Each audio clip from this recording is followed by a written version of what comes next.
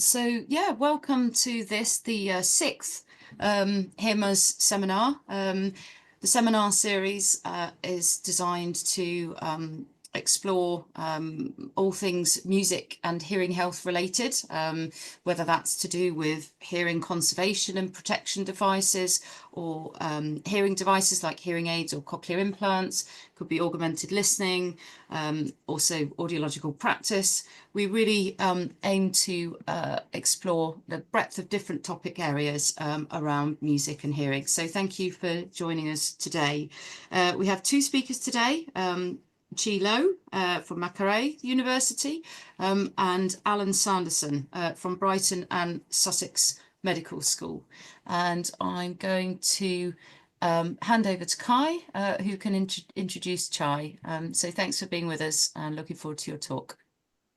Hello, everyone. I'm very happy to introduce Chi to all of you today. She is a postdoctoral research fellow at Macquarie University and fellow at the Australian Institute of Health Innovation.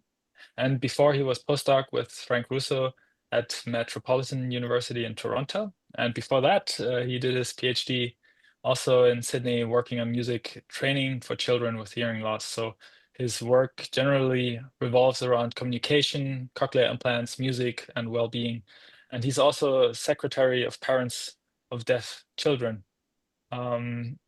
So for people who are not already impressed, let me tell you, it's 1 a.m. in Sydney at the moment. So that's, I would say, just the right level of commitment for our HearMus seminar series. So Chi, we're very happy to have you. The floor is yours. Thank you, Kai. Thank you, Alinka, for the invitation to present. And I will try my best to remain cogent with all of my thoughts. So music and hearing loss across the lifespan transfer effects the support speech and noise perception. And really here I wanted to be focused on two aspects of the work that I've been doing, looking at the music rehabilitation from a pediatric context and also the older adult geriatric context. And I always like to start with the fact that, often when I'm talking to people about, I guess, this somewhat niche intersection of music and hearing loss, a lot of people might be, saying something like, oh, that sounds quite novel, that sounds quite new. But there's actually a really rich history to this, going all the way back to 1848. And this goes back so far that, it still uses quite archaic language here. But in 1848, W. Turner wrote Music Among the Deaf. And I think it's a really fascinating read because this is something that fundamentally predates like the field of audiology, the professionalization of audiology, for example. But I think it's really quite striking that, some 200 years later, we're kind of still asking the same questions. So here, W. Turner writes, we've often been asked the question by visitors, do the deaf have any idea of sound? We have answered, they have no more idea of sound than the blind have of colors, as the idea of sound can be imparted to the mind only through the sense of hearing. Those who are totally deaf must therefore be wholly destitute of any such idea. They may know much about sound, may know how it is propagated. Its law of transmission may be familiar to them, and still they may and must be entirely ignorant of its nature. Another question is sometimes asked, whether the deaf can be taught music. This question, like the first, we have answered in the negative, presuming that hearing is indispensable to its acquisition. And here's the really important part. A little reflection might have led us to a different conclusion. And fortunately, W. Turner ended up meeting a young woman named August Avery, who was profoundly deaf at the time and was playing piano, had been taught how to play piano. And Turner was so thoroughly impressed, he really reframed his entire understanding of sort of music and deafness, subsequently becoming a real champion for music and deafness. So we still sort of ask these questions, but I suppose, what is the basis for, why are we looking at this intersection of music and hearing loss? And I suppose in the first instance, we're really interested in how we can leverage these musical abilities. Sometimes referred to as the musician advantage, musician effect, or the musician edge. We have multiple systematic reviews and meta-analyses that really indicate musicians have a speech and noise advantage compared to non-musicians. But it also seems to be a little bit mixed, where the greatest advantage seems to be when the speech and noise task is quite challenging. And so in the context of sort of music and deafness, I really like to conceptualize musical activity as something that's not just auditorily focused, but really something that's multisensory. I think that's a much better way of sort of framing or reframing music. So when we think about, playing an instrument, for example, it's not just about that auditory feedback loop, but really about, motor control, using vision to maybe read whatever's on your laptop or reading the score. We can leverage cognition by, say, removing the score or asking someone to create or play back music from memory. And we can also turn it into a social activity by turning it into a band or an ensemble piece. So I think there are many sort of capacities in which we can leverage these musical sort of capacities that go far beyond just audition. And so when we think about modern industrial society, we have to sort of understand how noisy the world is. And in the context of, how adults engage in the world, I suppose we're really focused on two main areas. Number one being, what happens, for example, in the workplace. And I think the sort of modern move towards open plan sort of offices really generates even more noise now, or these environments that might be less conducive to someone who is deaf or hard of hearing.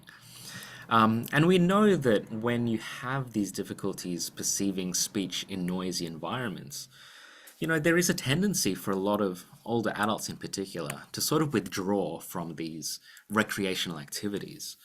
So we think about any sort of social space, pubs, restaurants, cafes.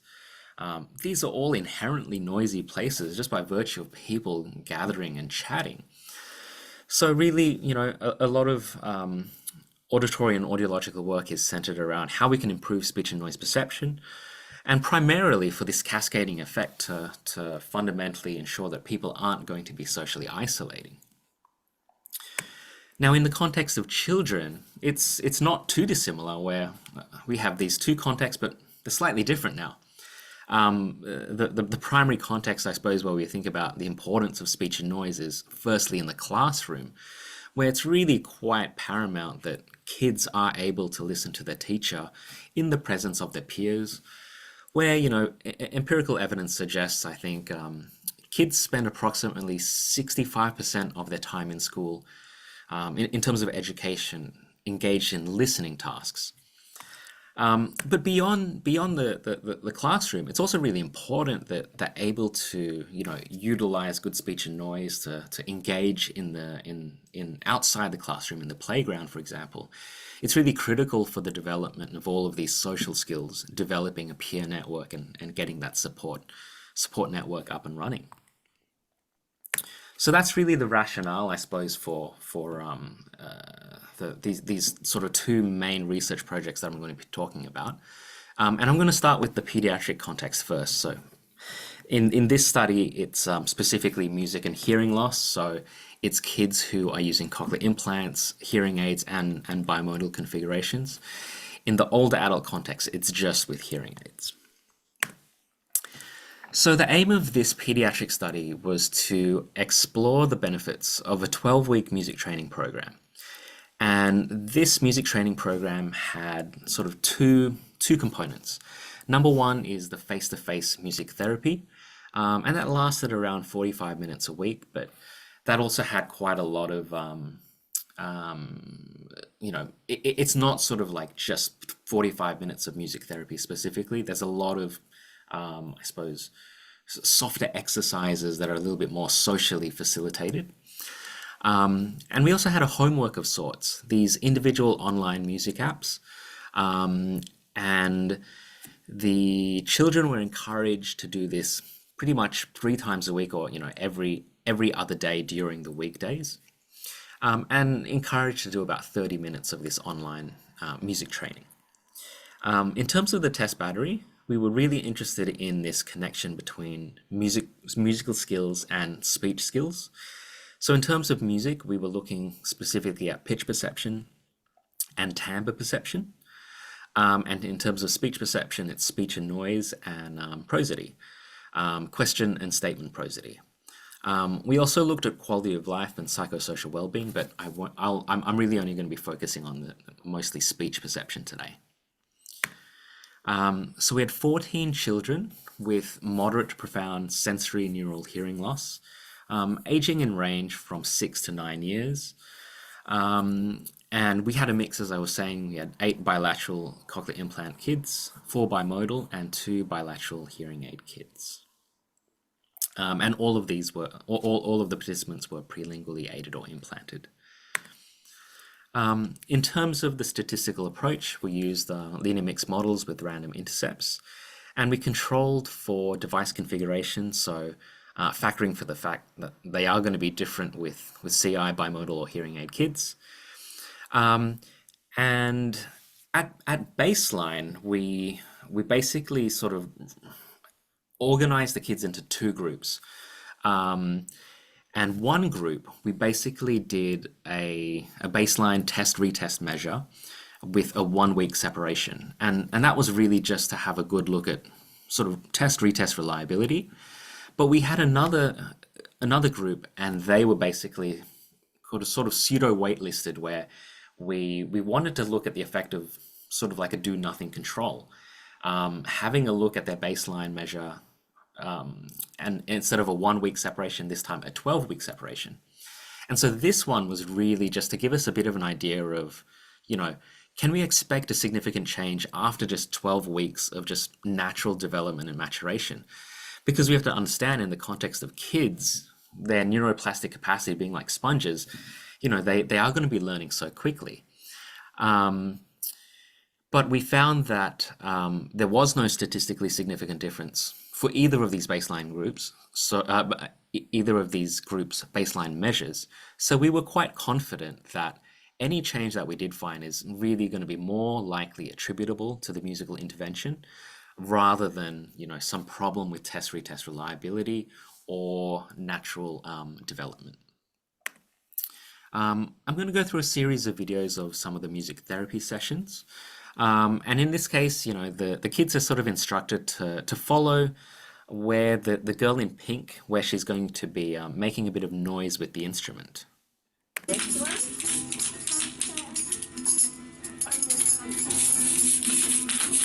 Next one.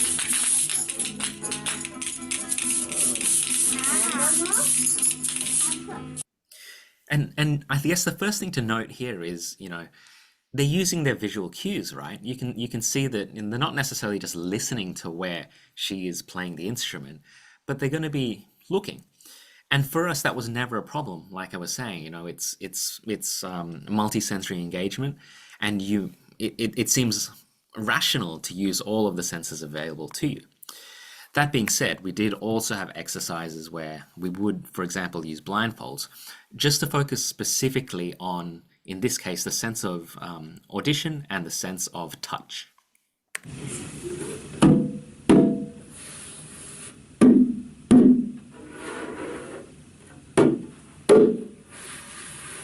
Very good. And I think these are actually really quite subtle cues, to be able to differentiate between these sounds and to be able to make these sounds, to reproduce these, particularly with bilateral CI kids, is, for me, quite impressive. And here we have an activity where we go through sort of pitch perception. And I would say that over the course of 12 weeks, we probably focused more on rhythm in the first few weeks and geared more towards more complex, more melodic activities. And I think pitch perception in particular is quite an abstract sort of construct. So here we're really trying to show visually that, pitch can be represented in these sort of visual steps. All right, let's try that together.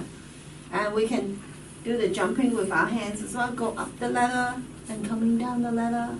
Ready, go. Hello. Jump a bit more. Hello. And right at the top. Welcome everyone to music. Good. And now go really down. Hello. Jump. Hello. Good. Welcome everyone to music. And then. And I think what's impressive to me about like this video in particular is in that first one, you know, they're not particularly sort of engaged or not particularly confident, but even just on their second try, they're a lot louder, a lot more confident. So these kids, they really learn very quickly. And I think, you know, that's sort of the secret ingredient, I think, to music, what makes it a really sort of useful mechanism or sort of this sort of vessel to improve sort of auditory abilities is the fact that it's really fun and engaging. And here's just one sort of spontaneous bit of action. Okay,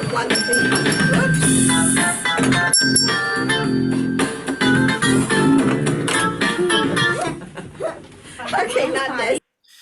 And this is an example of one of the apps.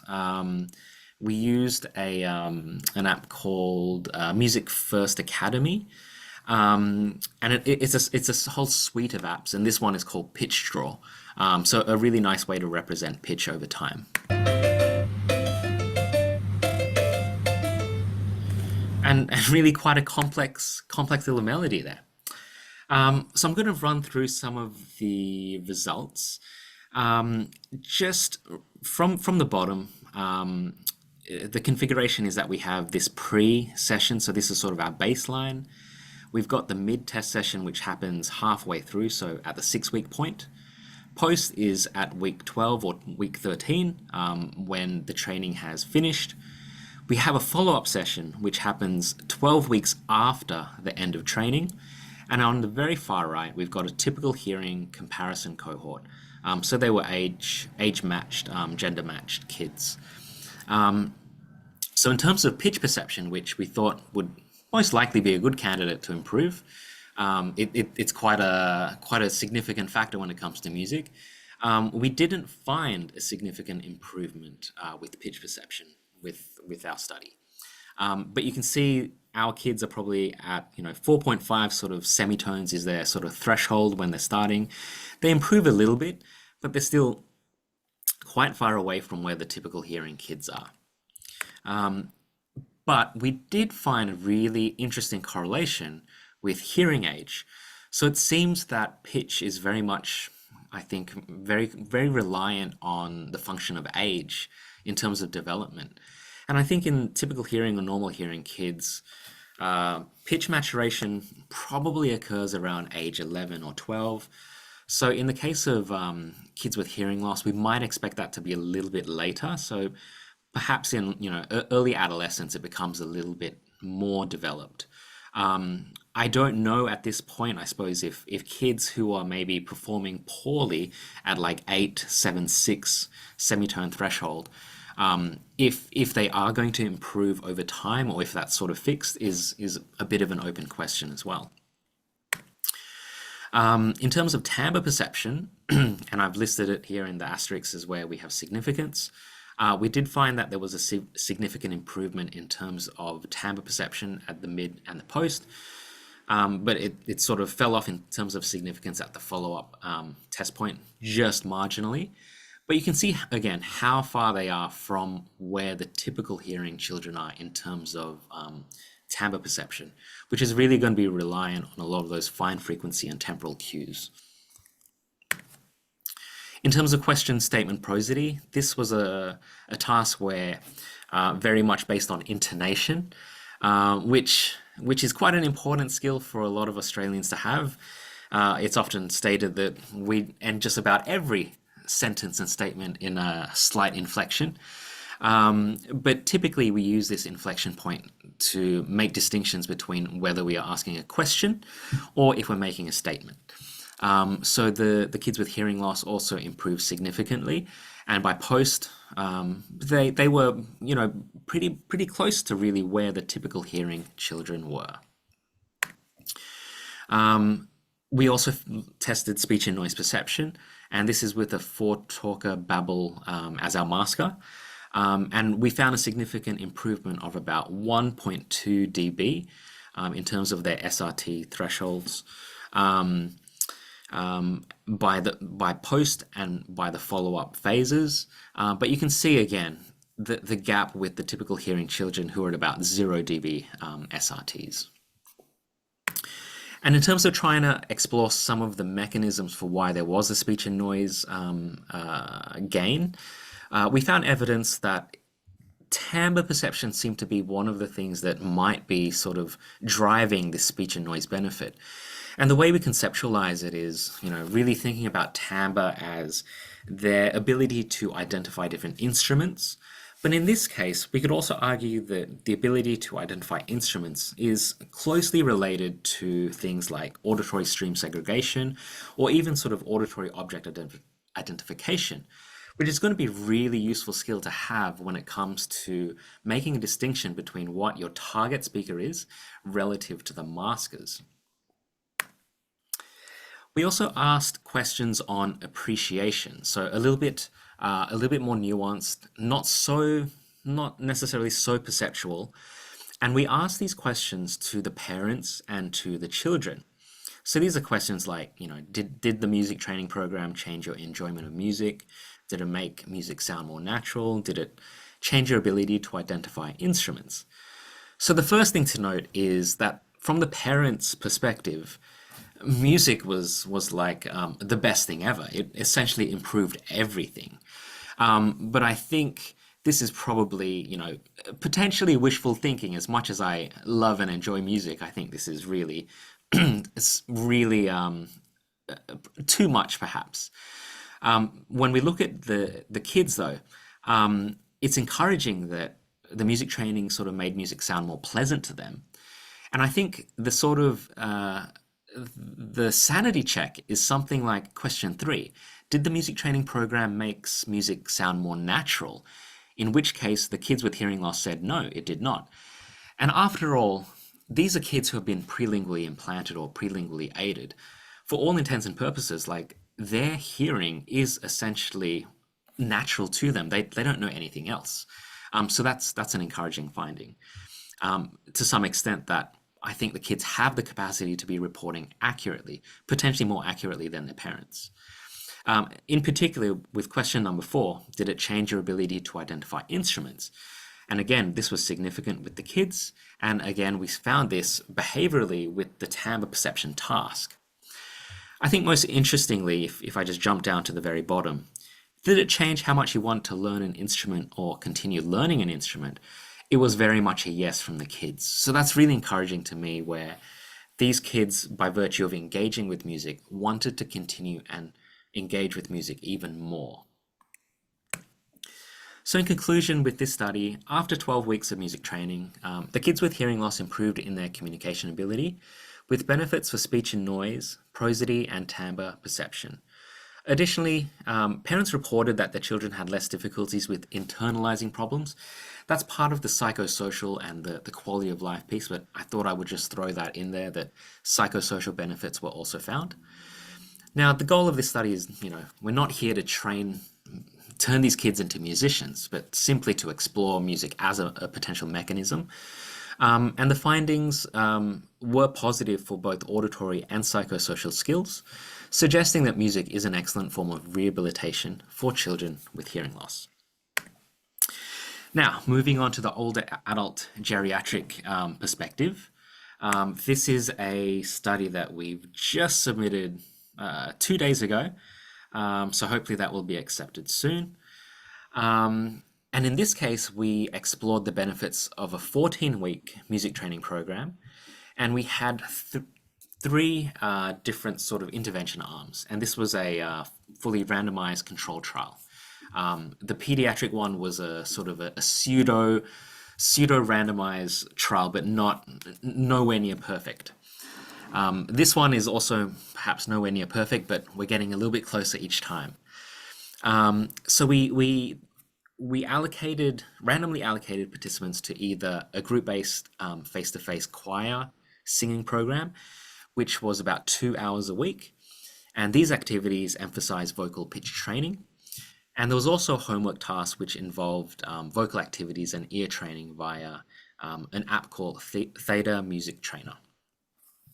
The second group they could have been allocated to was a group-based music appreciation group. And these activities emphasized analytic listening skills. The homework involved listening to songs that they would listen to and bring to the group for discussion. And these were mostly sort of melodic, and melodic and rhythmic exercises via the app as well. And the third group was a do-nothing group. This was originally intended as a waitlisted group, but this was very much disrupted due to COVID. So they ended up being just a do-nothing group. To some extent, we sort of think about the choir group as the active music group and the music appreciation group more as the passive music group. We had 39 adult hearing aid users with moderate to moderately severe sensorineural hearing loss, aged between 57 to 90 years. And we requested these participants to not participate in any additional music-based activity. In terms of materials, we used QuickSyn, and I want to make this distinction that we had QuickSyn and RSpin as our two sort of speech and noise measures, and we tested this in both unaided and in aided conditions. And we also tested frequency difference Lyman's as our sort of pitch perception test.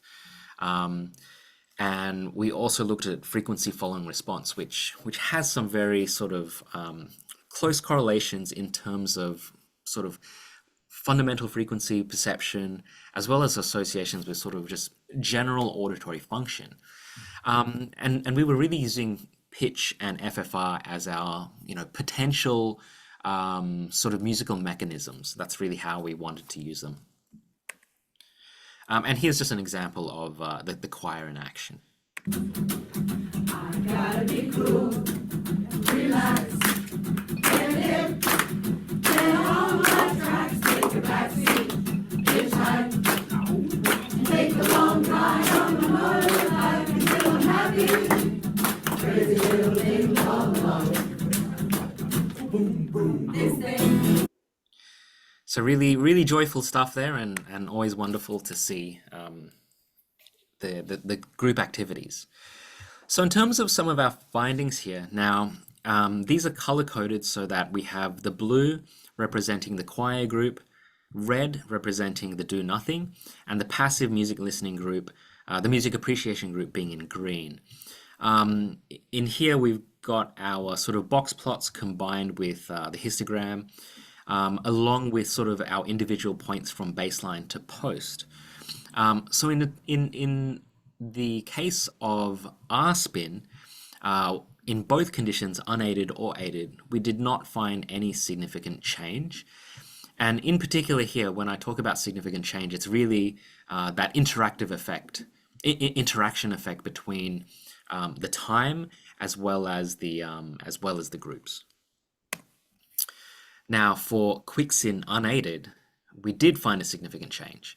There was a significant difference between the choir singing and the do-nothing control groups. So that was our sort of first point of reference. But then we also did another analysis where we looked at the choir singing relative to the music group to see if there was any sort of specific benefit, was what we hypothesized, that the choir singing group might have.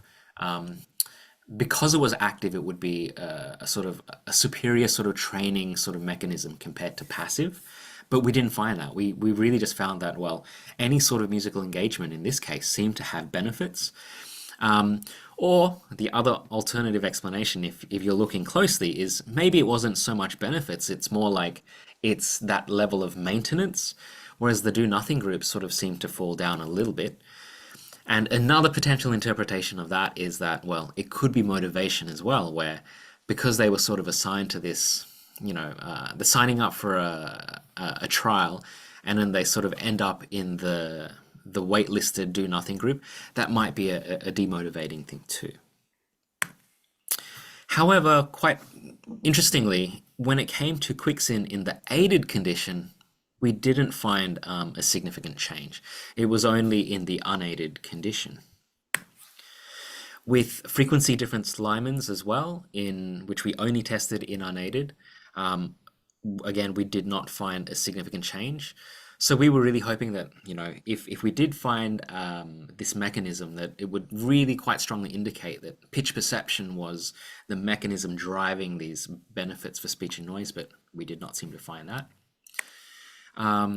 But in terms of FFR, which is a little bit messy, we did find a significant change. And again, this is in the unaided condition.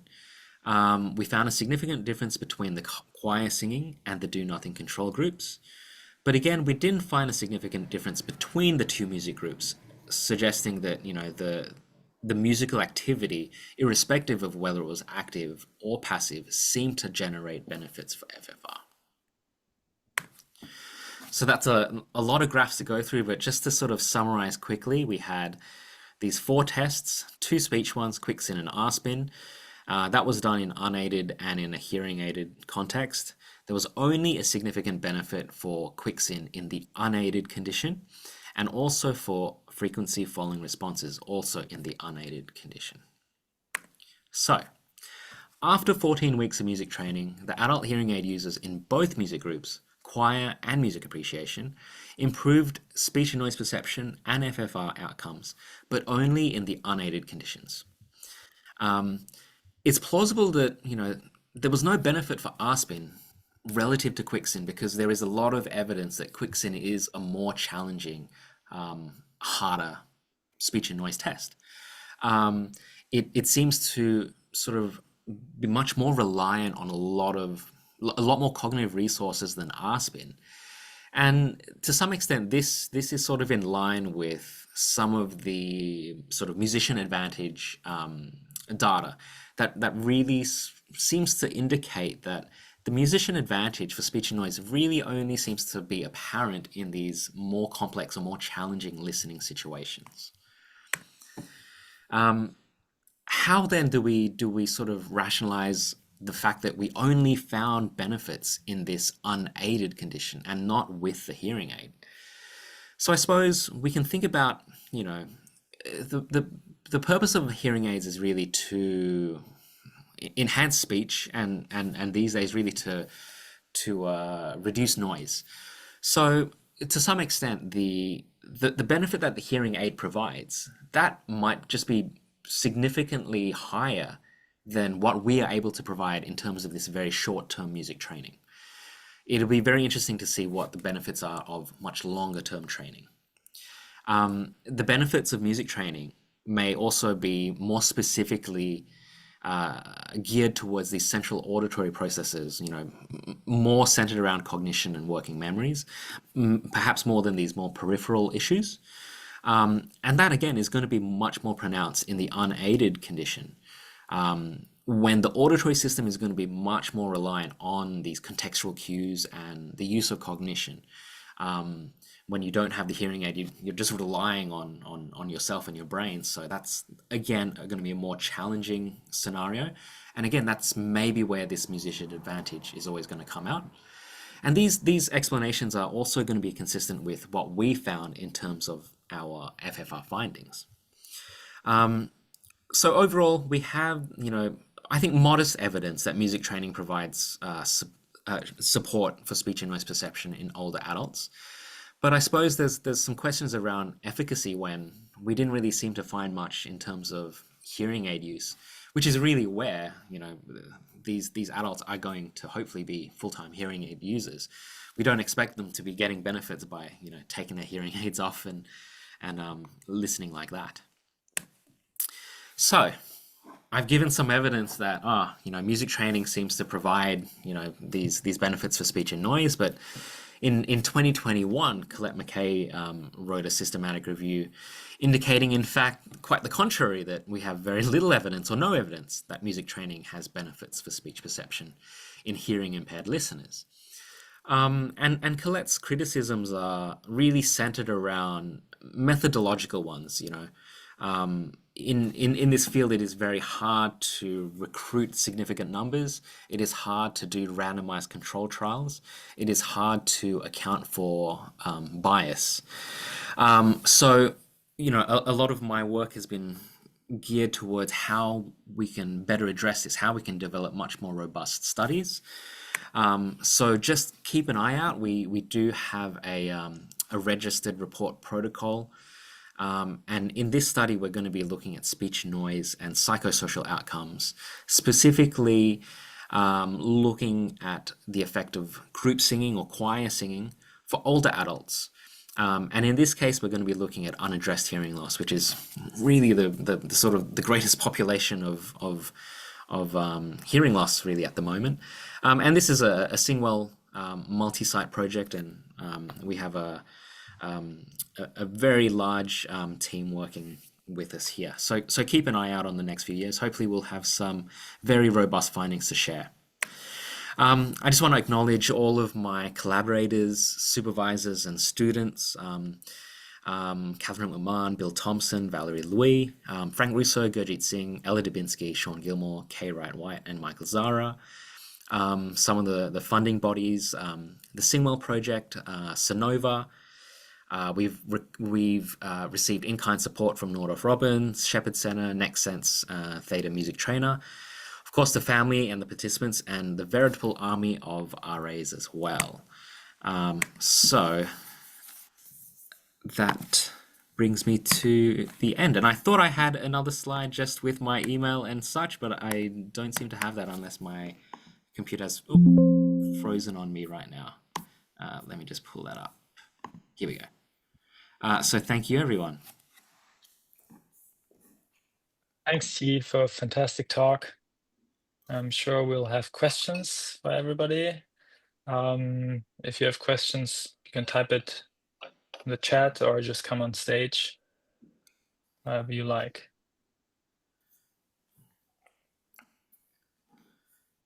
And these are just a handful of recent publications that might pique your interest. Before people get ready, I would be curious, could you tell a bit more about the type of tasks you used for the pitch and timbre perception aspects in the first part of your talk? Yeah, so the pitch test was using the CAMP, so that's the Clinical Assessment of Music Perception.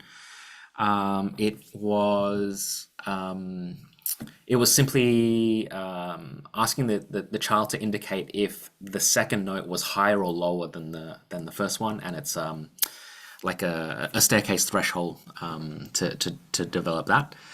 The timbre task was quite challenging. It was an 8 alternative force choice task with 8 different instruments, and that was genuinely a challenging task. Even for the normal hearing children, they were only successful about 50%.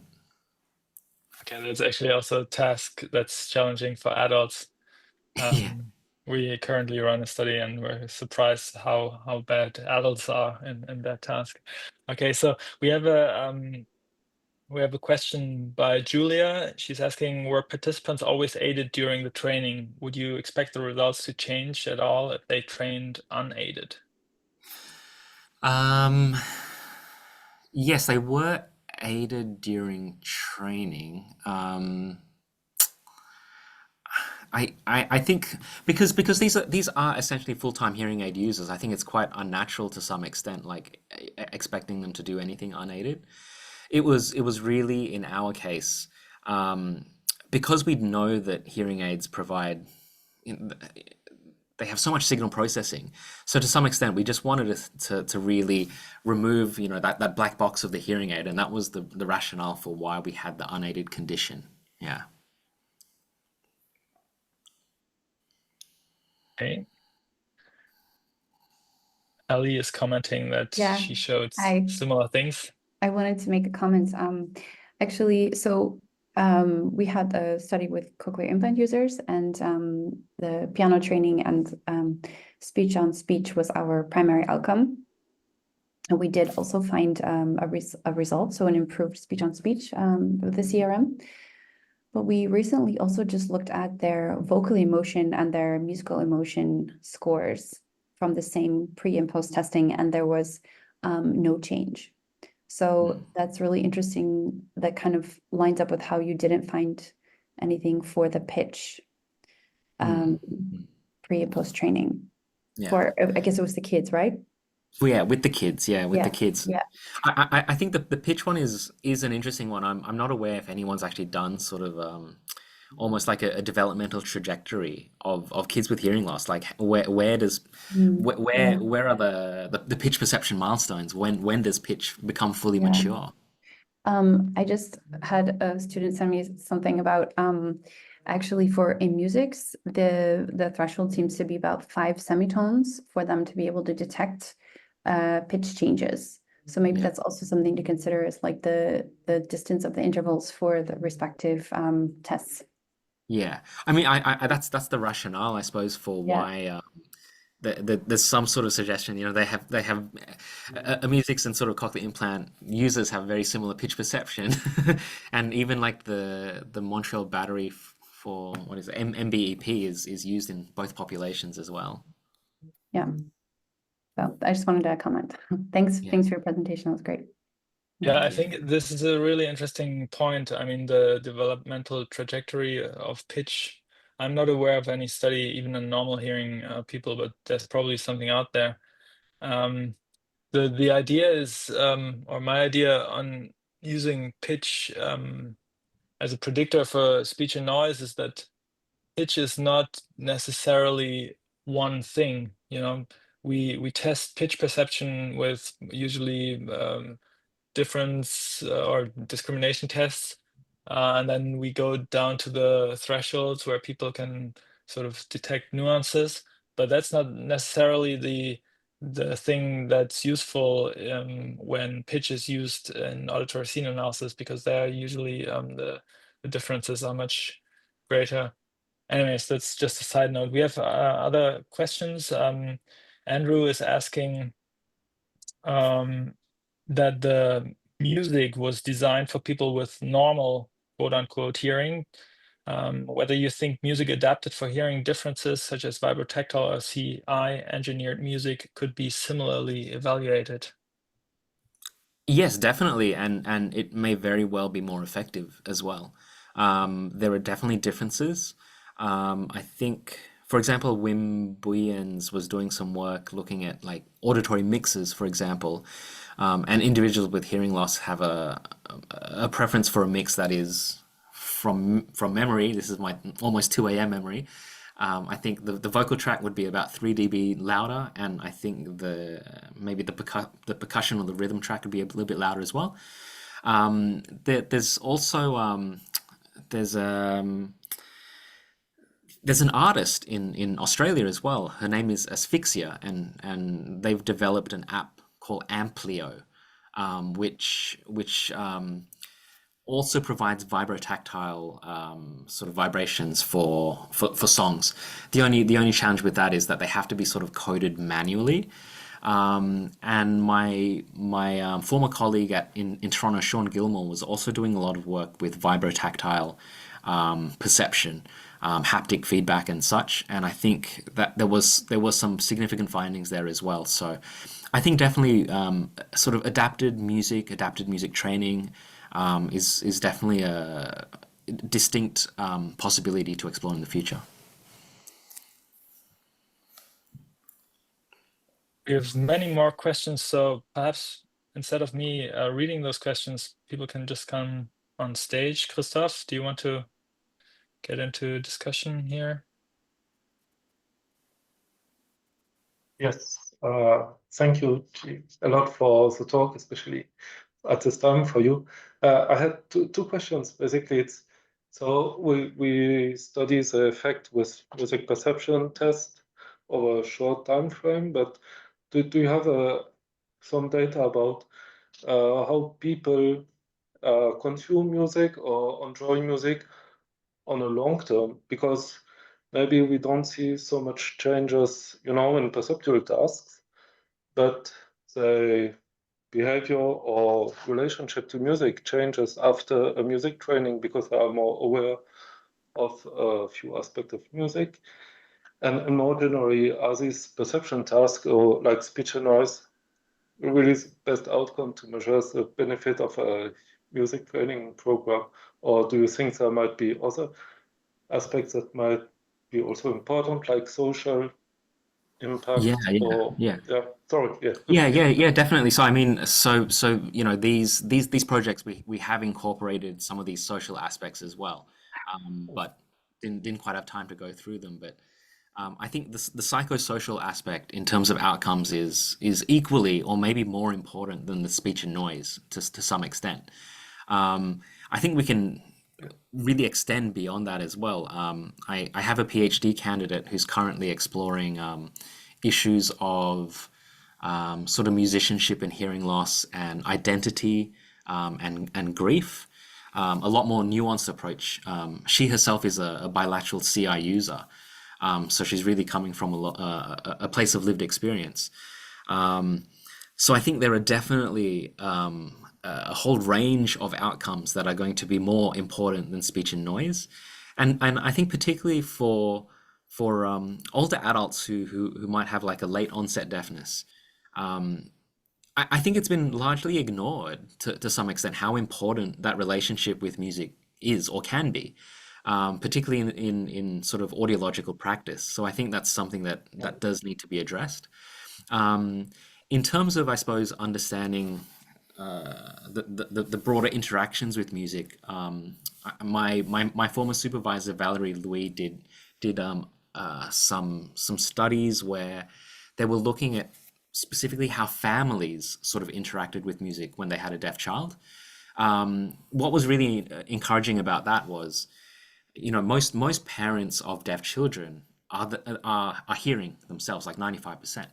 But these parents were very optimistic about the role of music, and they were very encouraging of music. They did not necessarily see music as something that their child couldn't engage in. So I think that's an encouraging start. I think we're on the cusp of a sort of a new generation where these kids are going to be encouraged. And it'll be really interesting to see, yes, longer term, you know, how they develop as potentially as musicians. But I think speech and noise is really only one aspect. It's probably one of the most important aspects in terms of auditory perception. But as you say, there are a lot of other auditory percepts that are worth exploring, and a lot of psychosocial and even emotional and identity outcomes to consider. Yeah, because I don't remember, but there was like a paper about how people, especially elderly, they engage in social activities, and they showed that singing in a choir was like one of the most effective activities to make relationship, to also have an emotional benefit. Yes. And maybe this type of music training might just open the door to a new activity, Yes. which, especially for older people who might feel, so some of them might feel a bit lonely, might bring Yes. a Yes. lot of joy in their life. Yes. Maybe. Exactly. Yeah. Good, thanks. Yeah. Thank you. Neil has a question on hearing aids. Can you see me and hear me? Must be getting a little bit late for you, but thank you for such a great talk. I'm just wondering if the hearing aids were the user's own hearing aids, and if they were long-term users, and if you used any special settings or thought about using any special settings in the hearing aids. Yes, they were you know, long time users. I can't quite remember what the criteria was, but I think they had to have been using it for more than 5 years. I have to double check the paper.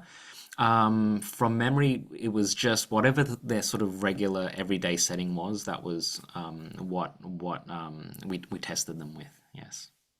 Did you measure the instruments at all, like looking at frequency response or anything like that, or any? We had a pure tone average, but I don't think we recorded like what was being outputted from the hearing aid, if that was the question. Yeah, just measurements. No, that's great. Yeah. Thank you very much. You've answered my questions. That's great. Thanks again.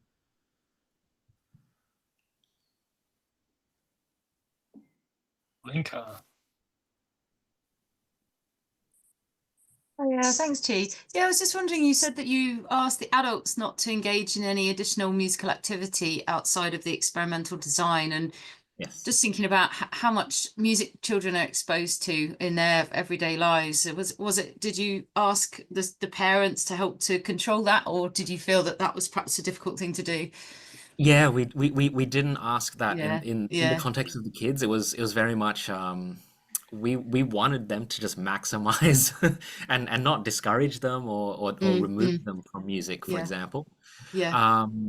Valerie Louis has a good paper looking at some of those things, looking at how kids with hearing loss, their level of engagement with music in terms of, I think, formal and informal is not too dissimilar now to sort of the typical hearing kids, which is really encouraging. And I think that was in the context of Australia, UK, and maybe it was in Netherlands or somewhere as well. Yeah, I can't quite remember. Yeah. Okay, thank you. There's quite a few other Julia. questions appearing. Yeah, we can't stop with questions. Julia, you want to go forward with that question?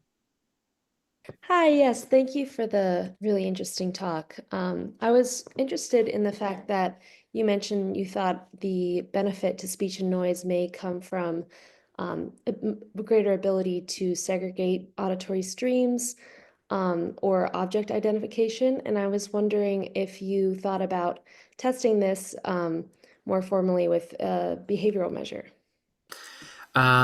Yes, so we are using in that multi-site study, for example, we are using the MINT, the music and noise test. So that has some sub measures that are a little bit more closely aligned with, you know, like auditory stream segregation, for example.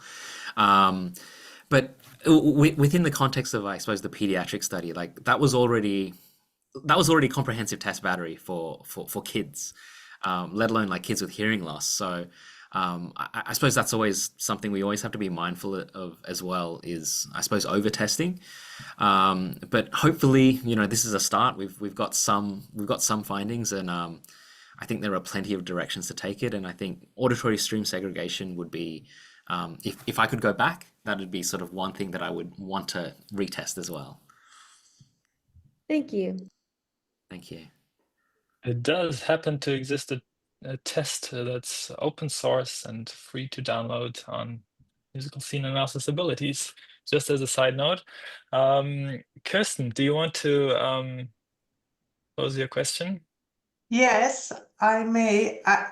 I think my camera is not working. Now it's working. It's Sorry. working. Yeah. So I have many things for the talk. Very great. Thank you. Very interesting. I was wondering whether you also have some experience or some thoughts about these active engagement and the difference between active engagement in music perception, so like in these choir things, and compare that to other active group engagements, because maybe so the difference between the active and the passive group, I think, was also that the active group gathered as a group, right, quite regularly. Yes. And I think it would be quite interesting to investigate whether this musical training is something, an add-on to some group activities. Well, in the adult study, so there was a group-based choir is sort of one group, but the other group was a music appreciation group, and they were also a group. But Okay. yeah, but the difference I suppose is with the group singing, it was like synchronous singing, right? So they're all singing together, whereas the music appreciation group, it's more sort of asynchronous discussion. You know, they're all still in a group, so it was interesting that we've still found sort of benefits in both cases.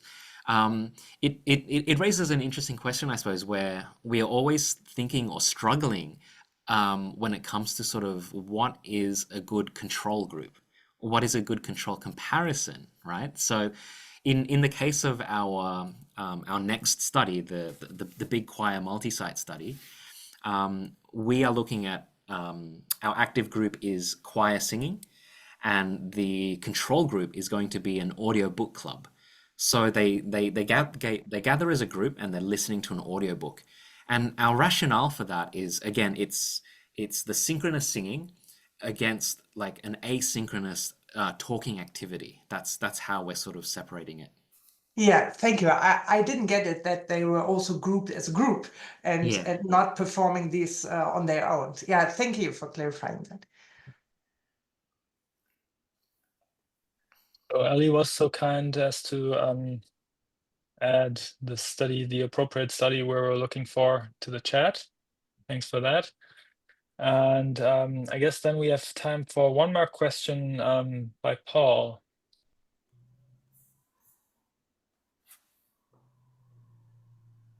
Paul, do you want to come on stage? Otherwise, I'm happy to just read Paul's question. Yeah, he asks whether hearing instruments were on the standard program, and this is normally optimized for speech sounds. And he wonders whether there were differences or whether there would be differences if hearing instruments would add music programs switched on. What's your take on that? It depends on the context. I think music programs can be useful for music listening, but I think at times in the real world, like when I've spoken to a lot of hearing aid users, they might not be so tech savvy. They might not quite know about all of the functions and features on their devices as well. I know in particular, I was just visiting a symphony orchestra, and they've developed this program where they call it like rediscovering music. So it's a program to re-engage adults with hearing loss. And so I was talking to a lot of the hearing aid users there, and one lady was telling me she really appreciated the music setting on her hearing aid, but at the same time it would be very contextual. So there'd be some situations where the music setting at its most sort of fundamental typically just reduces compression. It's just sort of makes it a little bit more dynamic, and that would work in a lot of contexts. But at the same time, if you get like a musical piece that's just too loud and you don't have your compressor functioning, then that's equally going to be kind of terrible as well. And that was her experience. So I think it's really quite contextual, and I think music settings I think fundamentally can and do work. Whether or not the users use them regularly is kind of another question. Thank you for the answer. I had a bit of time with getting the mute on my device. I was just going to mention some music programs are automatic, some got to be manually used. With pediatrics, we recommend them if they're using a musical instrument or if they want to listen to any music live or otherwise. The other method is obviously how they would listen to sound, whether it's sent through the normal microphone or through Auracast or Bluetooth, because that would also change the clarity of the signal as well. But it's fascinating research, and hopefully we can get a copy of this later so I can share it with some colleagues in the UK. Awesome. Yeah, thanks, Chi, so much. And this will be up on the HearMus seminar website where you can watch back the videos. Thanks so much for joining us at this hour in the morning at your end. We really appreciate it. Okay, so on to our next speaker. This is Alan Sanderson, who is a clinical lecturer at Brighton and Sussex Medical School. Alan originally trained as a biologist with a special interest in genetics and electrophysiology.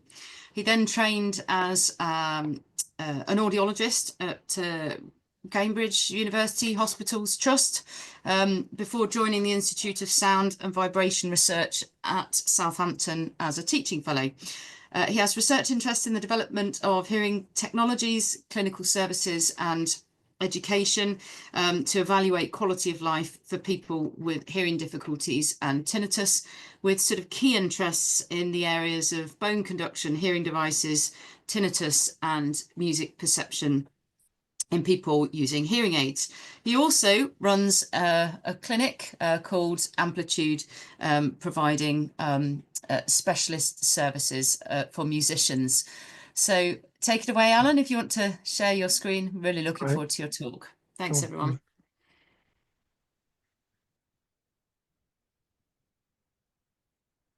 Can we see?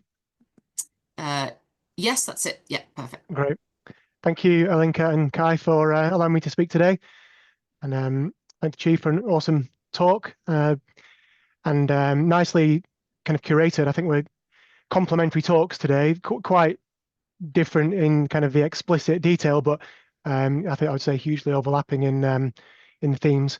So yeah, I've got this weird broad background, and a lot of the research that I do on devices and technologies isn't specifically musical just right at the moment, but music has been an ongoing passion for me right through my kind of late childhood and then training as a scientist and into audiology.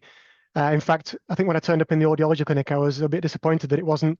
I think I misunderstood the prospectus. I thought I was expecting some musicology training, and I thought that actually there'd be a lot more music involved with audiology. And as you guys know, it's a little bit more sparse in the training and clinical practice than we'd like, and I'll be touching on that today. So I am talking today from the perspective of somebody that works in the clinical setting as a private practitioner under this guise of amplitude hearing, which I'll mention again. But also I do NHS audiology as part of my clinical lectureship. So there's lots of crossover, which is just part of my job description. Today's talk is more clinical. I won't be presenting any research findings. Hopefully the clinical anecdotes and insights will kind of prompt some thoughts that might might kind of stimulate you to inform me about scientific research that I'm touching onto but didn't realize. But yeah, just generally, I hope that this kind of stimulates some interesting discussion. So here's some embarrassing photographs of me and my background. The top left there, my colleague Connor O'Kane, who runs a little version of our clinic, Amplitude Hearing, up in London, and I do a little one down here in Brighton. So the two of us there started this service together. I'll explain a bit more about that in a sec. I am a kind of translational scientist. I started out with basic research, electrophysiology and single cells, and then insects, and then when I trained in audiology, EEG and ABR, and really interested in kind of like cells to people, very much interested in our patients' experiential life as a human, as an agent, and always keeping an eye on how that is underpinned by the stuff that they're made of. That's the area of research that I'm probably most inspired by. So I've been working as a teacher, in higher education for many years, and you can see a picture of me there just recently visiting Honorary in Zimbabwe to do some teaching as part of some global health work that we're doing. And about 15 years ago, I had a little foray into pop music, and my shadow career. I don't know which one is my shadow career, whether it's music or science, but I spend a lot of time producing music and trying to improve my abilities as a collaborating songwriter with a group of other musicians. So the motivation for amplitude hearing was to think of the individual not as a patient presenting on that day that needs to be diagnosed and intervened upon or treated, more thinking, and this is partly informed by my PhD research, which was looking at the biomarkers of auditory performance in cochlear implant users, and we were looking at the actual cellular response inside the cochlea. So that kind of inspired me to think about what's going on inside people in terms of genetics, epigenetics, their makeup, and then their environmental exposure that would lead them across time to become a certain person, and they present in my clinic. And that context with this idea of balancing their exposure to sound, and in terms of like the damaging effect of overexposure, with the hugely important stimulating capacity of sound and music to bring a person alive, especially important for music. A lot of the patients that inspired us to want to set up a clinic that's in this vein, these patients would say to us, "I'm terrified that I've been told to do more to protect my hearing, and I'm really at a loss as to what that means, how to do it. How can I have a career in music, or at least be an audiophile or music lover, and engage with that sound and not feel terrified, and not feel this kind of dissonance that I'm hurting myself while trying to do the thing that I love. So I took that idea to a spin-out accelerator, which was at Southampton University while I was at ISVR. Bear with me a second, I'm trying to get the next slide. Here we are. And the clever marketing people in the accelerator said that people want to buy painkillers and not vitamins. So how am I going to sell to people and the idea that the original idea for Amplitude wasn't a clinic, it was a virtual version of it. So monitoring, advice, hearing testing, acoustic environment measurements in an app that could help people to engage with the noisy places. I haven't yet solved this issue of how we talk to young people about looking after their hearing in an empowered way, but a measured way that's informed by tech. We now have technologies to do that, but without scaremongering. Ultimately, we decided that without knowing our clients inside out, we wouldn't make a good stab at something like an app that does that, reaches into people's lives and helps them monitor their hearing, measure environments, and have their like a little buddy to encourage them to be able to engage with gigs, band practices, music, without causing themselves unnecessary harm. Also, I should point out that I'm quite interested in those few individuals that are vulnerable to noise exposure genetically. We see them in basic training in the military. I see them in Brighton. I see a lot of musicians that we work with here that had earlier onset noise-induced hearing loss than you might have expected for their exposure. That's just another angle on what we're trying to do with the service. So I'll just let this video run. This is the front page of our website. We just want to show here that people live in different kind of ecological niches. Violin players, people having conversations, people DJing in crowds, there's lots of crowd noise, very specific environments that our patients and clients find themselves in. And as the scientists here that will know that work in these areas, that can mean hugely heterogeneous populations when it comes to researching, well, any of the metrics that we're interested in for music, because the people are highly varied and they're engaging with their musical practice in such a wide range of different ways. Oops. So I'm going to run through some case studies here. These are kind of like examples where I feel there's some take-home messages from each one that will give us some idea of what we might be able to distill down into themes for addressing patients in audiology clinics. So this first one is a male, 65 years old, with a high-frequency sensorineural hearing loss. A guitar player, mainly acoustic amateur guitar playing, but also really interested in consuming music in a concert setting, theatres, musical concerts. So quite different acoustic, two different musical acoustic scenarios there. There's a real speech and music trade-off. So this person really does need the hearing aid to be helping with that high frequency gain to boost up the kind of the harmonics of vowels and consonant sounds so they can improve speech intelligibility. But in a musical setting, they're in a real grey area where it definitely helps with the acoustic guitar to give kind of like that perception of the sparkle, the articulation of the notes. But in higher intensity environments, once take the hearing aids out, feels that they're not necessary. But then if there's some speech in a theatre performance, needs the hearing aids back in again. So in that grey area that we really do struggle with in the audiology clinic, finding horses for courses. This particular patient felt that the clinical appointments felt abstract. They just felt disconnected from the places where the difficulties are felt.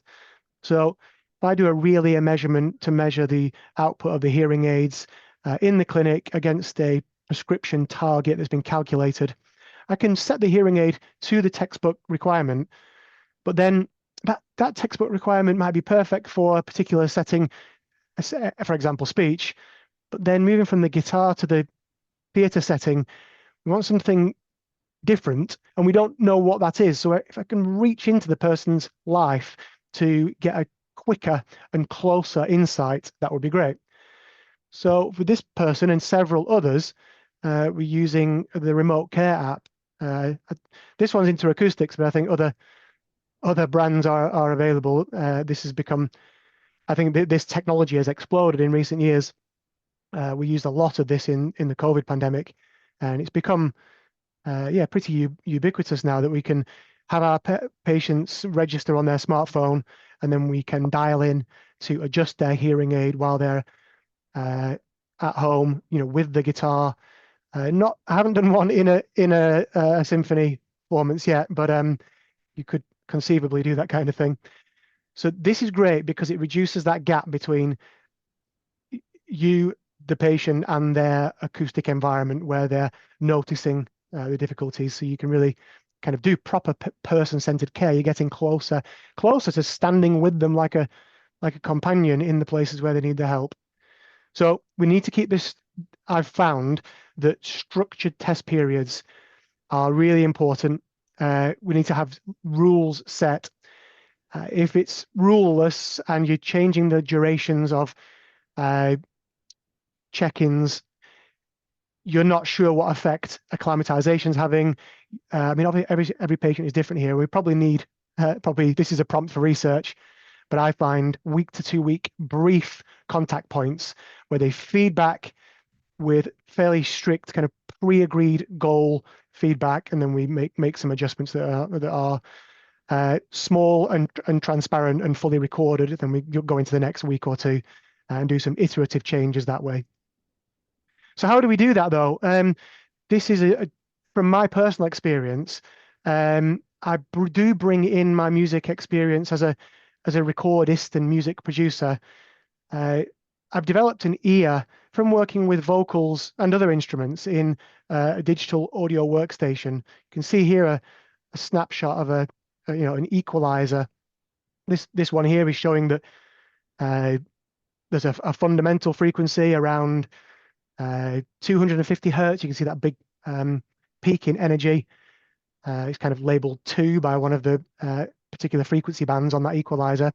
And then you can see the next formant peaks, and then some higher frequency consonant information. And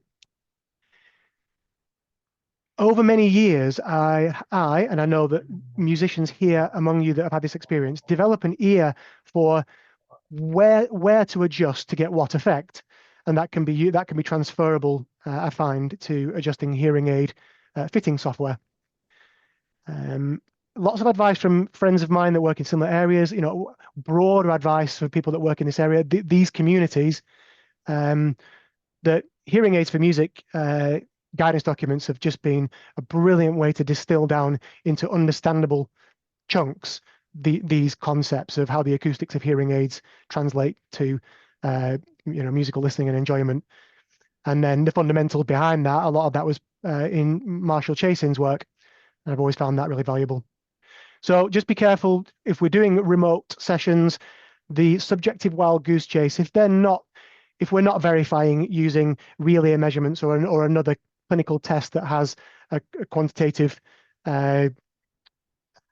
comparison against the target, then you can veer away from where you were set in the first place and find yourself in a place that is just driven by, or maybe it's this, maybe it's that.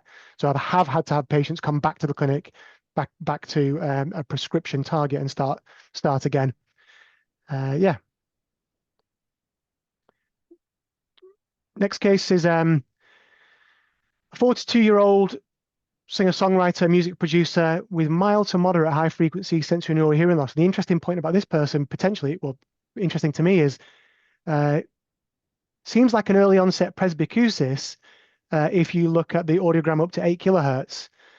But this individual had a lot to say about their ability to monitor their mixers in the extended high frequencies, 10, 12, 14, 16 kilohertz. So we measured the hearing thresholds in that register and found that the hearing was, if not getting better, it was not. It's not that it's declined like a audiologist might expect for age-related hearing loss, so possibly suggesting a genetic underpinning. And there is a family history of what they thought was early onset age-related hearing loss. We haven't done any genetic investigations on that for that patient. This person didn't have any noise exposure guidance at a young age, and he's very emotionally distressed about that. They've been working in music, a decent amount of exposure, feeling that they didn't have any guidance for that early on. So now, because of the distress, avoiding concerts and avoiding band practices, hearing aids are recommended, but they're not taken up at this point.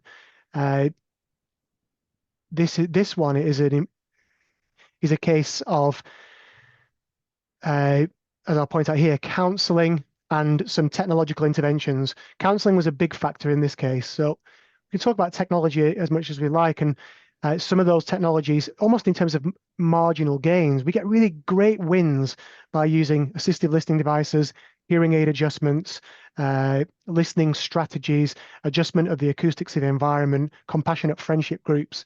That's great, but if the person doesn't have a wise and informed view of the situation, we don't tend to get very good commitment to their treatment and good outcomes in the long term. So helping the person to accept where they're at, not to roll over and feel defeated, but to accept that there is a situation, and demystifying that using clinical data is a great way to help them to see that there's nothing wrong, nothing necessarily broken.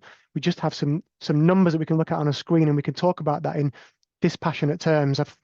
The right tone with that, acknowledging their difficulty, has been, I think, really powerful in the audiology clinic for me, helping them really to start to tackle the avoidance, because it starts with avoiding the band practices and eventually might stop performing completely. Thought identification and feeling identification to begin this process of splitting out what are the facts from what are the perceptions. So we're calling that internal factors here. And we can address that through a process of hearing therapy. The goals, the external factors, this person is saying to experience the passive joy of music, that elation and hedonism that we get from music, and also to remain engaged with this active fulfillment of an artistic endeavor that's a life of ongoing growth. So the actions are to find a way to help them to continue with their songwriting in a safe way, and music production. Work with considerate collaborators. So just in terms of person-centered care, really asking about where they're at, who are the people they're working with. Can it be tweaked, changed, discussed, so that not only they're empowered, but the people around them can help them to hear in a way that is optimized for their needs. And hearing aids, not yet, but we're definitely in a position where there's a certain amount of auditory deprivation which should be addressed clinically. One intervention we came up with here is to insert an EQ onto the master channel of the audio workstation. So essentially put a hearing aid into the music software that they're using. We haven't been as sophisticated as to put a non-linear prescription into there or anything, but just an uptick, 6-8 dB, depending on the listening level, which allows them to get that high frequency clarity while overall monitoring at a lower level, which means that they get the benefit of hearing the clarity and the detail while they're editing without feeling that they're overexposing. They can always turn that filter off and then increase the loudness back to, monitoring levels of 75, 80, just to get that mix check for a short while.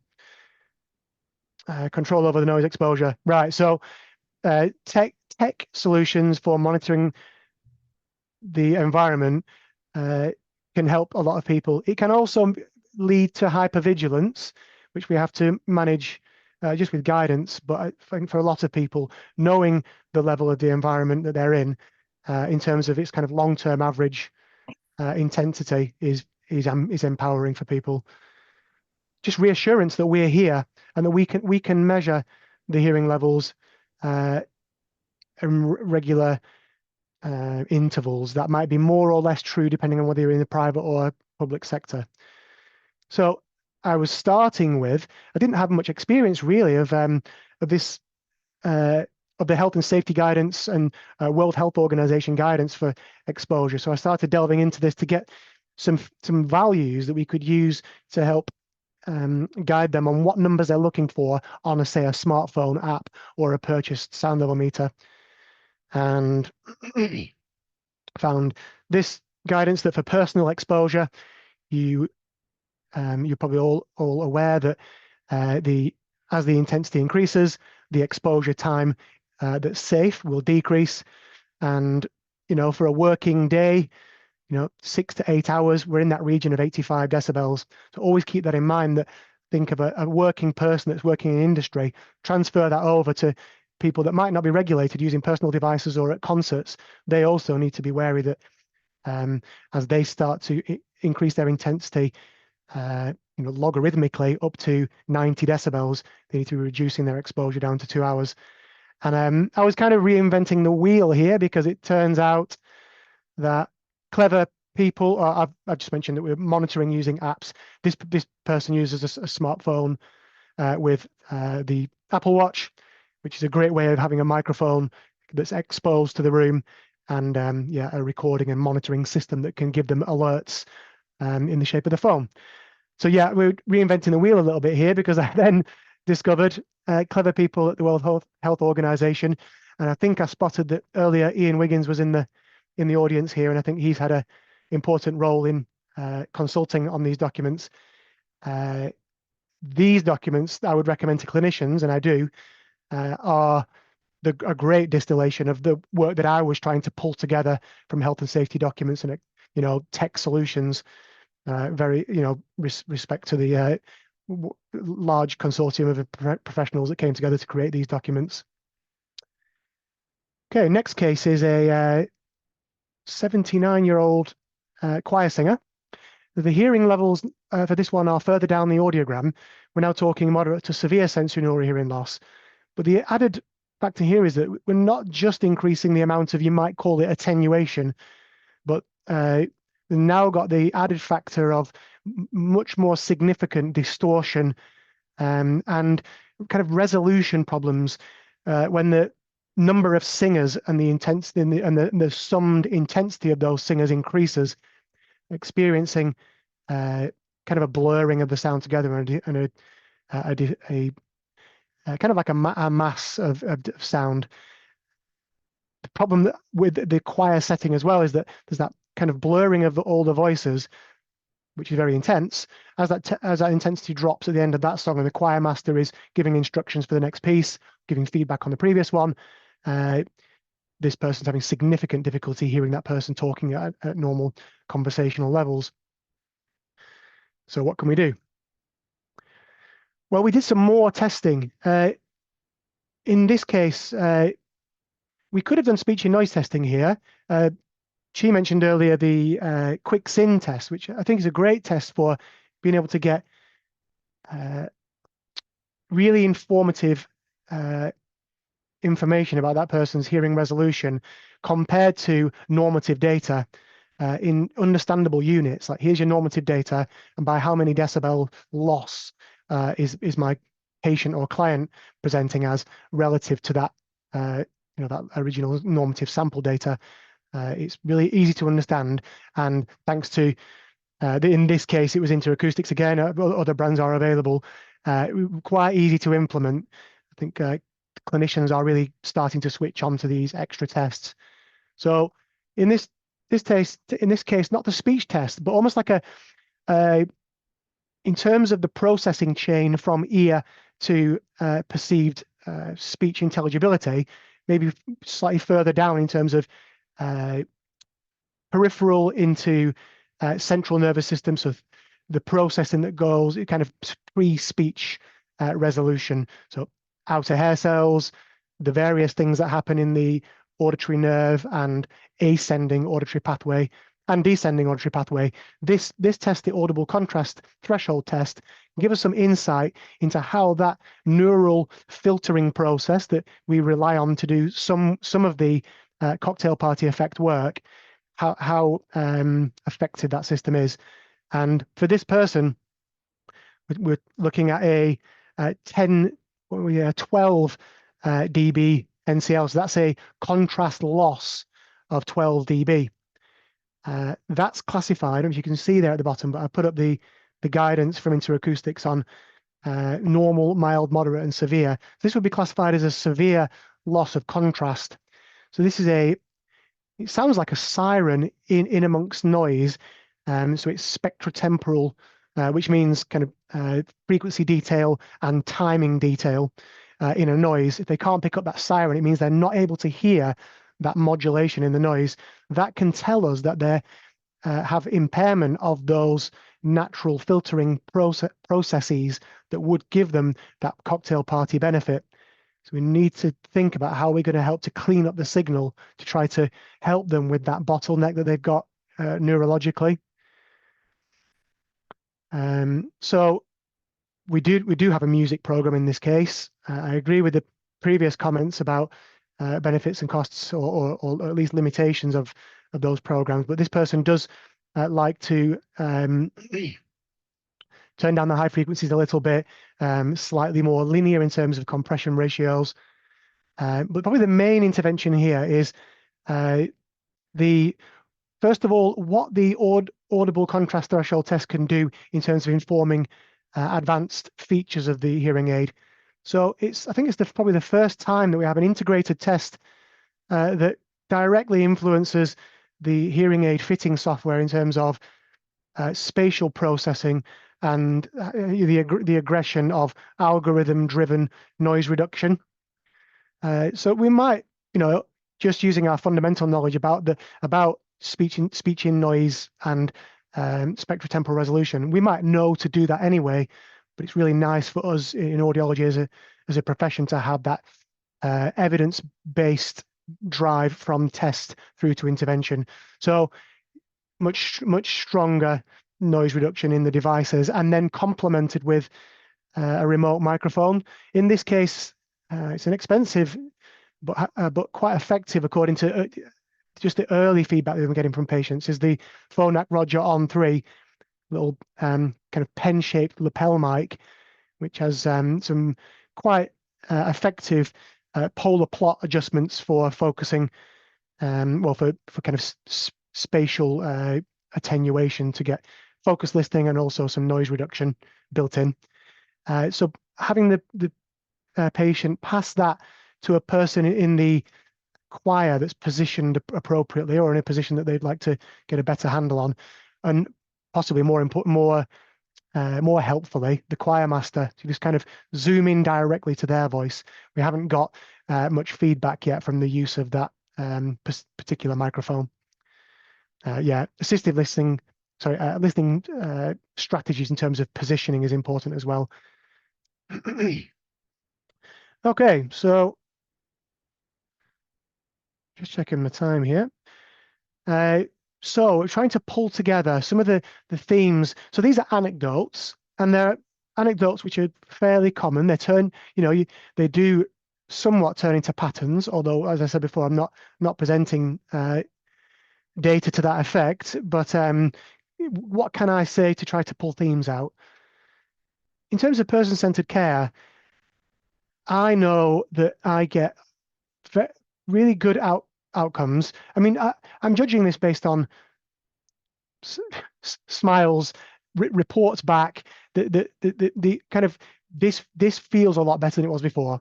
Then there are some clients and patients will give very specific details about their experiences in particular acoustic settings. This type of voice, that type of voice, this type of instrument. All of that is really informative, and I tend to get better outcomes on those fronts if I've managed to take the time to reach into their life. It might not be remote care.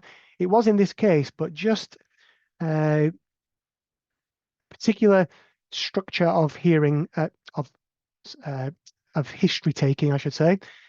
Some validated questionnaires like the COSI questionnaire or the Glasgow Hearing Aid Benefit Profile. These kind of questionnaires that audiologists use to get an insight into particular experiences of certain acoustics. out in the real world, but really listening to it and not allowing myself off the hook to not address the points that peak up out of that history as the key goals for this patient. Hearing protection. So painkillers, not vitamins. I always keep that in mind now, because if I felt really shot down at the time, and as a clinician, a bit hard done by that, am I going to be always with the younger outreach that I do, or the working with musicians to just test their hearing? I even test musicians' hearing at times for people that have excellent hearing in terms of hearing threshold levels, and they explicitly tell me that they don't want to use earplugs yet. They're not ready. They haven't seen enough damage, and I don't want to speak out of turn, being slightly facetious, but that is a factor that might not be motivated yet until the worry is there. And I'm really glad to say that culture has been changing on this front, and that's largely to do with the great work that people in the audience today have and are doing. Many more people turn up to the clinics now with awareness and are already taking action on hearing protection. So monitoring and prediction. So we've got tech for this. We do it in the clinic, but you could argue that audiology is kind of notoriously, what's the word? We're not our standardized protocols for this are not as uniform as they should be. So it's a bit of a patchwork of who's specializing in this and what protocols are they using for monitoring, and looking at like etiological investigation, for example, like family histories and genetics, to maybe help predict that this patient might need to take earlier action. Our client with the early onset high frequency dip might have had a different outcome with that earlier information driven by tech, or driven by clinical intervention, I should say. Tech is next. We now have apps. When I go on the App Store for a quick update, I'm seeing more and more apps that offer these services. And when I look at PubMed on that topic, I'm seeing closer and closer alignment between those measures and the clinical gold standard, pure tone audiometry. Some quite impressive close correlations for those tests. Whether they're threshold based or supra threshold, kind of digits in noise, loudness scaling.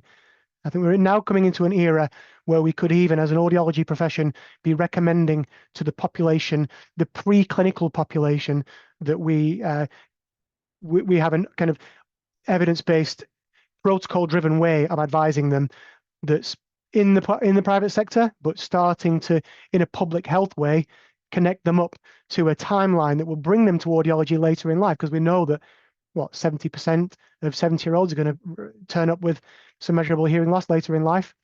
Is it possible to reduce that number?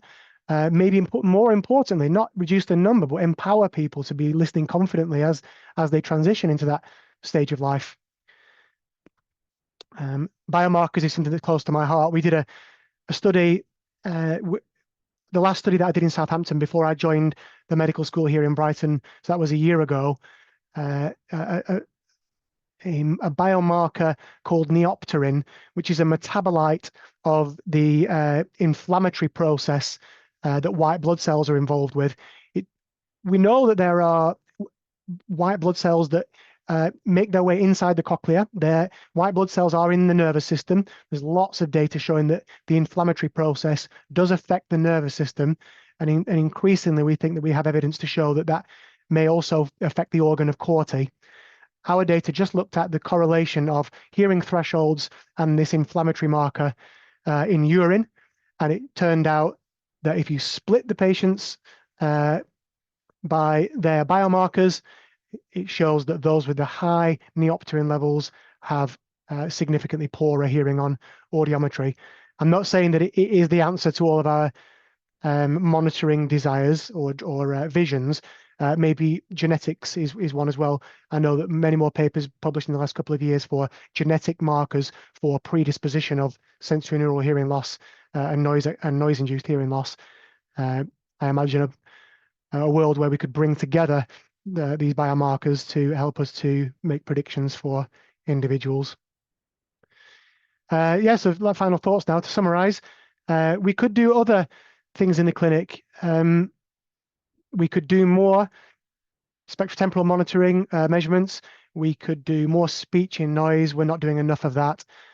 We tend to take the history reports that I'm struggling in noise, I'm struggling in the choir, music doesn't sound like it used to sound, and we might be tempted, audiologists might be tempted to start to lean towards managing that with counselling rather than fully measuring it in all of its metrics that we have available to us now. We can verify hearing aids differently. We're doing real ear measurements, and you can see an image there of a little probe microphone that's placed in the ear canal, and we can use that to measure the sound pressure level that's in the ear canal, and then calculate the difference between the SPL on the outside of the head compared to the SPL in the ear canal, and using that we can measure the unaided gain and the hearing aided gain. So we can work out what the hearing aid does, but we can go beyond that. What if we wanted to bring a musical instrument into the picture?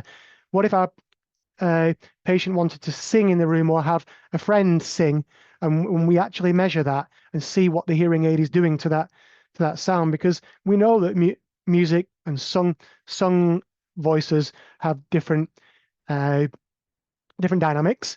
We might want to measure it and use that to inform our music program, for example. Maybe we could even go further and look at real spatial clinics, ambisonics, other spatial, immersive sound technologies are available, I think, but it's not my area of expertise. But chatting to colleagues over in Cardiff who are working on ambisonics, it is fully doable that we could have a clinic setup rather than having our one presentation microphone that we currently use. We have an array system that presents immersive, realistic acoustic environments that were recorded using a multi-capsule ambisonic microphone. And that would give that realism that our patients really do crave. They want to know whether we as the clinician have the technology to reach into and model their environments. We're not there with that technology, and it would be very expensive, but we do have large testing rooms that we use for other purposes that could be used for this if we could prove how much of a benefit it could provide. So yes, look after your ears, but just based on this anecdotal, I was kind of scared by that messaging. It just landed with me that might want to also caveat it, or at least balance it with the fact that stimulation for the nervous system is very important, depending on the hearing levels and the vulnerability of that individual in terms of their organ of Corte, cochlear and auditory nerve. They might be more vulnerable than another person. So we take that into account, and then we help to counsel that person towards stimulation. For neurological reasons, we know that auditory deprivation or sensory deprivation is not good for nervous systems. Psychological stimulation is hugely important for well-being. You'll know some of the data about how isolation can cause is associated with cognitive decline and even depression. So stimulation for the mind. Music it's a transcendent experience for many of us. You could call that spiritual, and I don't mean necessarily in a religious sense. I mean that we're having an experience that it's affirming. It enriches us on a deep level. And if I can speak to a patient and client on that level and use that emotional cue from them to prompt my technical intervention, I think I do better with my clinical choices. So when they walk in the room, quickly want to chat with them about that place and get to them giving me a thumbs up or a thumbs down, a smile or a frown. Music is an emotional, it speaks in an emotional way that some of us can even put into words or not. Some of you might be musicians that really feel like you express yourself better through your instrument. So I try to tap into that and then reverse engineer that to my clinical interventions. Now, just a little add on here that as we're doing that counselling, I've had it said to me that patients want to train to get better, and this is a PPIE patient involvement group that I did for cochlear implant users while I was over in Southampton, looking at how we might use an app to present them with processed music in a forced choice paradigm to guide them towards better for me, better for me. So like a personalized music adjustment tool. And what they said was, this is all great, but we want the old, what do we call it now? The IMAP tool, which was a music perception training tool that came out of Southampton a few years ago. We want that. We want a piece of software that teaches us to listen to melodic contour, to groove and rhythm comparisons in two pieces. So yes, we want technologies that shape, like a Spotify that could shape the music for me, but don't tell me that we're going to put everything into a box that I can click get better, because this is about me growing through my musical adventure, journey. So this is the final slide. Sorry if I'm over there. Yes, we could tell audiologists, know your music, know the studio setup, know the stage setup, microphones, monitoring speakers, know the instruments. But quickly, this just becomes a little bit overwhelming for our audiologists. What I would say from my experience of teaching on audiology programs at BSc and MSc level is there'll be one in each year group that comes from a musical background that will be the specialist in their department. So I think having clear fundamentals in training for acoustics, which components of acoustics could be talked about in musical terms, frequency and pitch, intensity and loudness, and how might speech and music be similar and different, and how is the nervous system tracking those? We don't need to have a PhD in psychoacoustics to just have those basics, and then those basics can be followed up with the excellent resources that we now have, thanks to Alinka and colleagues working in the same project and related projects. Now we have these resources, I mean, these have been sorely missed in our profession, and now that we have them, audiologists with a good fundamental training know where to get access to the up-to-date guidance, what they're going to do in that. I've got an appointment in 40 minutes. Let's remind myself what the key tweaking points for the hearing aid would be for this musician, and now we've got the resources for that, which I'm really grateful for as a clinician. You may well have your specialists with musical training, and I think they're valuable in audiology, but we can't expect, based on the health economics and the demographics, to have everyone a musical specialist. With that, I'll say thank you. And happy to take any questions if there are any. I couldn't check the time on I did set a timer, but I was a few minutes in, so I probably waffled over, so I apologize for that. No need to worry at all. That was really, really informative. Thank you, Alan. I think it's a really good reminder of needing to meet people where they're at and really understand their individual contexts of listening and performing the types of music that they enjoy, the levels that they enjoy them at, the background, the technology. There are so many different elements involved in understanding a particular individual situation. I have a couple of questions. I can see that there's one in the chat. I'll start with Nick, and then I'll come in with my questions. Nick, I don't know whether you want to come on and ask the question yourself. Oh no, please read out. It says I have no mic available. So Nick says, I've had tinnitus for over 40 years since an excessively loud school disco.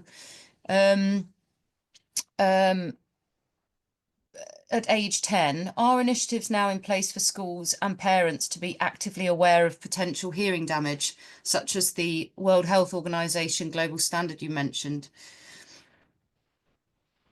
If I hadn't have had experience in the clinic and we work with children on some glue ear research devices in schools, not for music, and working with the teachers, the sensory needs professionals, the teachers of the deaf. I don't think I'm out of place by saying that the answer is no. I haven't come across a drive that is, say, funded by the local authority. UK education is the main funding stream would be, from government through local councils and local authorities, rather than through health. To my knowledge, we haven't had any initiatives to inform on that. And I think you said parents and children there. And I think that's really key. The operative one is to who cares? I think it's the parents that care, and the children are the sponge to receive the information, but got to be in the right context. So supported by the parents, there is room there for an initiative. Does anybody else in the audience know more about kind of education to know if that's happened? From what we see in the clinic, definitely, I would say families and children are under-informed on this. Okay, thank you for your response. Jonathan Digby's added a link in the chat. I don't know if you want to come on, Jonathan, and say a few words about that. Oh, you're just linking to some resources there. Okay, no microphone. So thank you for linking those. I've got a question, Alan. Well, I've got a couple of questions, really. I mean, it was really informative to have those different case studies to highlight the complexities and the different contexts of your clients. How did people engage with this homework? Were there sort of individual differences in how sort of easily you accessed or reached those kind of shared goals for driving the interaction and the subsequent technical adjustments? Yeah, it's really, really varied. There's two extreme. I can think of two individuals that I've worked with where I thought that this was a great idea because I would be able to. They would last night have been in the theatre, and today they've been playing the guitar, and then I'm at their kitchen table and we're talking about it, and it's perceptually fresh. When you're playing an instrument, or those people that, I mean, I always think of it in music production terms, but I might be listening to an A/B track, and I could listen to a song and I want my mix to sound like that. If I was to give it 2 hours and then come back, I've lost my gold standard. So trying to get there quickly. And I thought for these two individuals, the one that I mentioned, it worked really well. And we honed in on, almost like in this adaptive track, we honed in on, they were committed, they gave clear feedback. It did take some counselling to rein them in. They were quite hypervigilant and quite potential for stress. So just having to ease them off on overdoing it. As the other chap gave the same initial history, but then every time we checked in, he hadn't done the listening, but would quickly spin up a yarn to suggest that, oh, it's probably this or it's probably that. After 3 meetings, we realised that, I think this is a big one as well as I'm saying it. We realised that what he really wanted was to hear speech more clearly, especially with his wife, and that if we could do that, he was benefiting from an ongoing process of acclimatization that was meaning that his music perception was improving irrespective of my adjustments. But it took weeks for us to realize that he was getting happier and happier with the music, whether we'd gone up by 2 dB or down by 2 dB. But what the frustrating thing that he hadn't admitted early on was, my wife still says, you're still leaning over, you're still saying pardon, we're still not.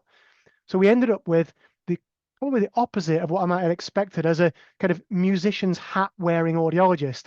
We ended up fitting to NAL-NL2 prescription target, optimizing for speech, and using his neurological plasticity to get the musical acceptance. So what have I told you? What have I told you there? Some people really don't engage. Some people really do. In that N of 2, the ones that really engage, we do get to the goal they wanted. The people that don't engage, maybe what I'm saying is that it reveals something that they weren't admitting early on. They wanted to talk about music up front, but actually there was something else that was driving it. There's probably a study in this, isn't there, to give you a better answer?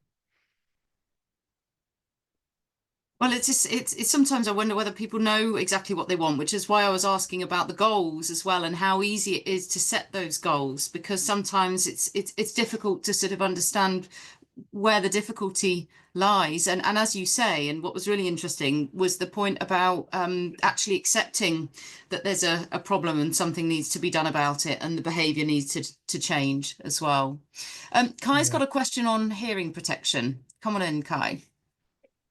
Yeah, thanks, Alan, for a very nice talk. I'm just curious about your opinion on the future of hearing protection, because with hearing aids, we have this integration of consumer devices and clinical hearing aids going on. And one could argue that similar things could come up for hearing protection in the direction of active hearing protection devices. And I would be curious about your take on that. Yeah, well, I'm not familiar yet with a technology that's proposing that. I don't know of a healthcare startup apart from you might remember the name. We have Pellet. There's a company that make headphones for shooting that switch from transparency mode to fairly instantaneous attenuation. Sounds like Pellet, but I can't remember the name. We have that company. We have obviously Apple AirPods that can do auto switching into transparency mode. So I'm just going to say that we now have platforms that are offering automatic tech that might be able to do that. What I'm doing in the clinic at the minute, and this is what I would want from that tech, is really carefully matched environmental measurement, some risk, and so what do they want and how much at risk are they? Are they listening in environments that are very high intensity, or are they just playing with a little quartet? And I end up fitting them with 17 dB, some of them at 26 dB, some of them at total block. We have a 10 decibel attenuator. I'm using Advanced Communication Systems in Oxford, ACS, and I have a couple of people that will swap out the filters between plugs, but I'm not yet familiar with a company that's doing that in a way that's controlled enough that I feel like I'm trusting it. But it probably, long answer short, is that we know what we want because I've already done the pilot tests of which hearing protection feels right to people and attenuates to a level that brings it down to a safe, in terms of guidance for the health and safety executive. We want it to do that. If anyone else has got a piece of tech that's already doing that would bring that all together into a single answer. Peltor, excellent. Cool. Thanks. I have another question. Do we need to develop a sort of musical test signal for the clinic? Something akin to the international speech test signal? And how would we go about that? If it existed, I keep referring to interacoustics because just so happens that in the public and private sector clinics we use interacoustics, and I think they've done a good job of integrating tests and making them, here's what we press, they're protocol driven, and what we're going to get out is something that's really easy to understand and apply. So yes, why not? Why do we not have it? And why could we not have music that has dynamic, spectral, and spatial characteristics that could inform the advanced features? Could we do that unaided and aided? That would speak to that kind of spatial. Even if we had stereo, in our clinics we use one speaker. I know that in cochlear implant services and some clinics that do auditory processing measurements. They might have an array for spatial presentation of signals, but the standard audiology clinic would use a single presentation for adult speech testing, maybe two if they wanted to have a separate noise for certain types of speech and noise test. But yeah, I mean, how's that? I'm not familiar with. I did reckon to look into whether we have a rationale for like a prescription target that would give you not an audibility, not an intelligibility index, but it'd be more like audibility, wouldn't it? It'd be more like the sensation level approach to things, where we want to get access to all the sounds. We don't have the evidence yet for how each frequency would complement the experience component of that. So I think, yeah, why not? I mean, that'd be exciting work to do and really valuable data to have. Thank you. And we have one time just for one quick final question, which is from Neil Hockley. I don't know if you want to come on again, or I could just read it out. Just, are you using the ACS plugs with all of your clients, both musicians and non-musicians? The ACT test. Oh, sorry, the ACT test. Yeah. Oh, Neil, yeah, sorry, you can come on. I'm just wondering what your experience has been, Alan, because you mentioned it, and I was wondering if you're using it with all your clients. It's only just. So the aspiration is yes, because it's telling you something that's not necessarily predicted by audiometry. It's not. Yeah. They're not just correlated in a way that you could predict. So if I'm not doing it, I need to justify why. I should say that we haven't had it brought down by our overlords in the public sector. We haven't yet. I'm not sure that it's even in the software yet, but it's been released. I think because the technological crosstalk from the measurement through to the advanced features in Genie requires the latest platform of the new chipset for the hearing aids, which isn't yet introduced for the NHS. So I think we might be one generation away from being able to do it with our NHS patients. But if you can't predict it, and this is my argument for speech testing as well. Speech and noise testing is not predicted by. You can't get enough from an audiogram and a quick history. So, but there's pressures on us. My colleagues hate me, by the way, because all this talk isn't really conducive with getting our waiting lists down. All right, thank you very much. It's a great talk. Thanks again. Yeah, thanks, Alan. In response to the final point that you've made there, we found very much in the Hearing Aids for Music project that when audiologists were spending a longer time with their patients, making more adjustments over time, that with more follow-ups, that generally it was producing greater outcomes. So it is time consuming to get the right solutions. Right, I think we're on the dot, so I think we'll have to call a close there. But thank you so much, Alan, for your really interesting and thought-provoking talk. And also Chi, he's no longer with us, hopefully fast asleep at this point. Yeah.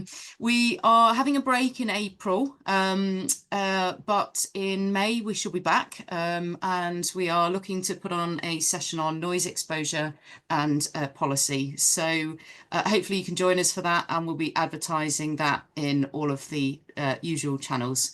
So thanks again to our speakers, and thanks to you as well for joining us. Bye-bye.